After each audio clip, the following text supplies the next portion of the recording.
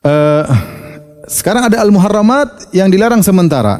Artinya kalau sebabnya sudah hilang, maka boleh melakukan pernikahan. Contoh karena perbedaan agama. Perbedaan agama contohnya apa? Wanita muslimah tidak boleh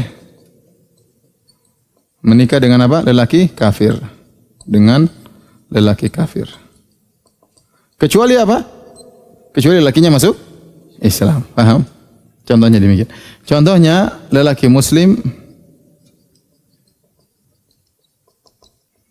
tidak boleh menikah dengan wanita kafirah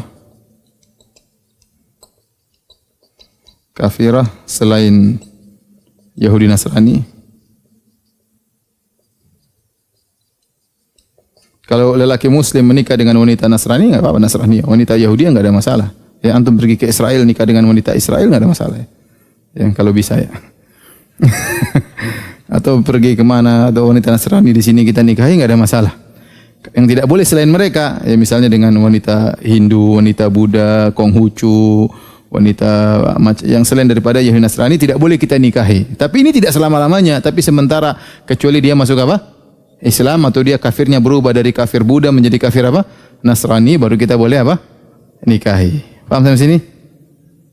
Paham enggak? Antum masa gini enggak paham? Hah? Lelaki muslim boleh menikah dengan wanita Yahudi atau wanita apa? Nasrani. Selain wanita Yahudi Nasrani, kita lelaki muslim enggak boleh nikahi, tapi tidak selama-lamanya. Kalau dia masuk Islam atau dia berubah jadi Nasrani Yahudi, kita boleh apa? Nikahi. Makanya larangannya hanya sementara. Paham? Karena menggabungkan ini juga larangan sementara. Kata Allah, wa anta jma'u bainal ukhtaini. Kalian menikah menggabungkan dua wanita, misalnya Sinta dan Juminten kakak beradik. Kita enggak boleh nikahi dua-duanya, kita hanya boleh nikah sama Sinta atau sama Juminten. Nah, tapi tidak selama-lamanya. Contoh Sintanya kita cerai, kita boleh nikah dengan Juminten. Enggak ada masalah. Ya. Ya tentu masalah antara Sinta dan Juminten itu urusan mereka. Atau Sinta meninggal dunia, kita boleh menikah dengan siapa? Juminten. Jadi cuma sementara. Contohnya juga antara tante dan ponakan, atau bibi atau amma dengan ponakannya. Ya, Rasulullah larang, tidak boleh menggabungkan antara bibi dengan apa? Ponakan. Bibi dan ponakan perempuan yang enggak boleh dinikahi, jadi madunya enggak boleh. Satunya saja kita ambil. Nikah bibinya atau nikah siapa? Ponakannya. Kecuali salah satunya kita cerai, kita boleh menikah yang lainnya. Tapi pelarangan tersebut tidak selamanya. Kalau sebab penggabungan tadi hilang, maka boleh kita nikahi. Paham? Demikian juga semua, perhatikan yang ketiga ini, semua dua wanita yang jika salah satunya laki-laki, satunya dianggap lelaki, maka keduanya tidak boleh nikah.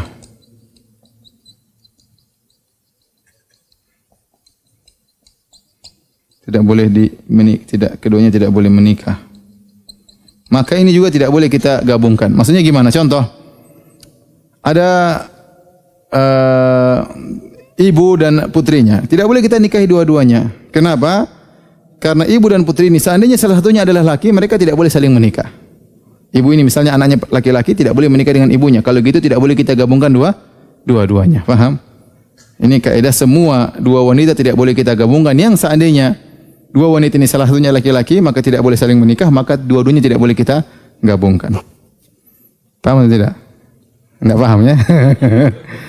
Bolehkah kita gabungkan si A dan si B? A dan B ini dua-dua perempuan. Boleh enggak? Coba kita renungkan dulu. Si A dan si B dua-duanya perempuan. Seandainya si A laki-laki, boleh enggak si A menikah dengan B? Kalau boleh, kita boleh digabungkan dua-duanya. Tapi kalau si A dan si B, dua-dua perempuan ini, ternyata salah satunya kalau dianggap laki-laki, si A seandainya dia laki-laki, si A tidak boleh nikah dengan si B, berarti kita enggak boleh gabungkan dua-duanya kalau kita nikahi. Paham? Ini pembahasan bagi orang yang berani saja ya. Kalau enggak berani seperti antum-antum, udah ini lewat aja, enggak usah paham, enggak apa-apa. Baik.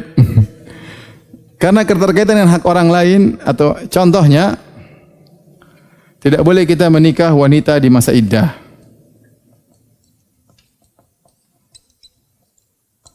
Kenapa? Dia dicerai sama laki-laki lain. Tapi dia masih punya keterkaitan laki-laki karena di masa idah dia masih statusnya sebagai apa? Istri.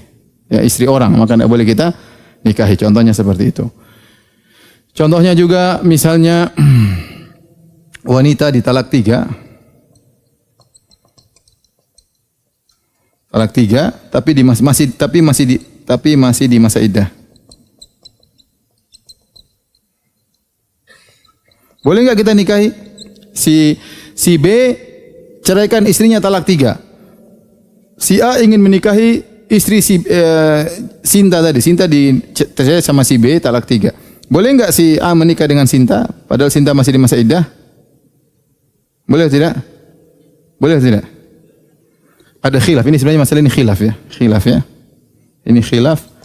Allah alam bisawab, yang benar boleh. Kenapa? Karena kalau seorang wanita sudah ditalak 3, dia bukan lagi status istri.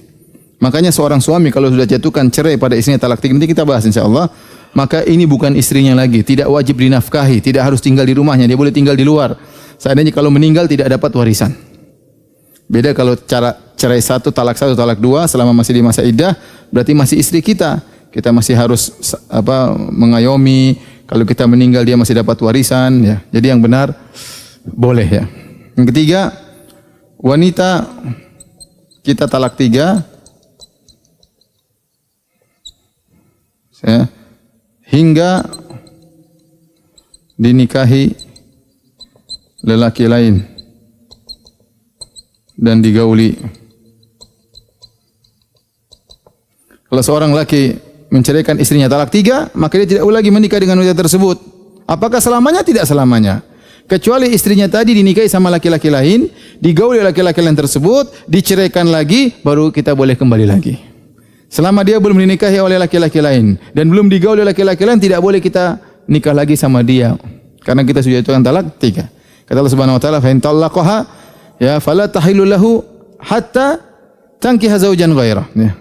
Kata Allah, tidak halal bagi dia, diceraikan 3 kali, tidak halal baginya sampai dia menikah dengan suami yang lelaki yang lain. Fa in talaqaha, kalau ternyata diceraikan, fala junaha alaihim ayat taraja, maka tidak mengapa untuk kembali lagi.